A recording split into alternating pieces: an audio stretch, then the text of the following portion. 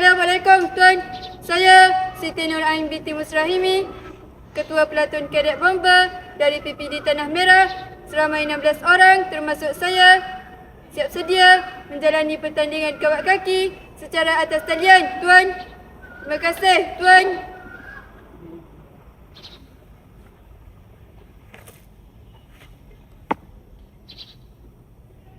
Assalamualaikum dan selamat petang, skuad. Waalaikumsalam, skuad. Pada petang ini, saya akan mengawatkan skuad.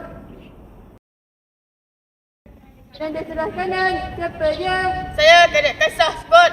Dan di sebelah kiri, siapa dia? Saya Kadet Farhani, skuad. Itu adalah barisan hadapan. Barisan tengah, tengah juga. Barisan belakang, belakang juga.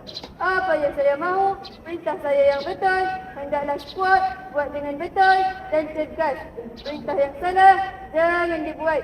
Peringatan, apabila berjalan, skuad hendaklah patahkan tumit, lenggangkan tangan ke hadapan sama paras dengan bahu dan juga ke belakang seberapa yang boleh.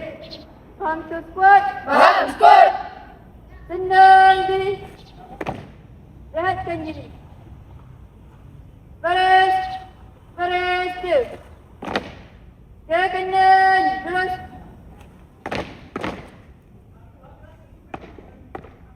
Pandang. Bergerak. Ke kanan. Bertiga-tiga. Ke kanan. Dari kiri. Hormat. Hormat harapan. Hormat.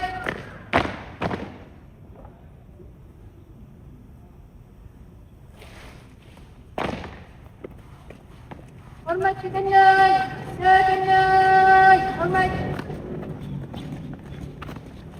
Hormat selaku Timah Siti. Harapan. Hormat.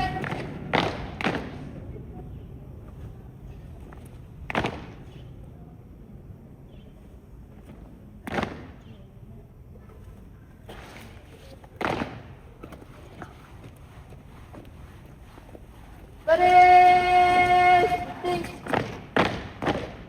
Baris. Akan menghadap ke hadapan. Kaki. Side.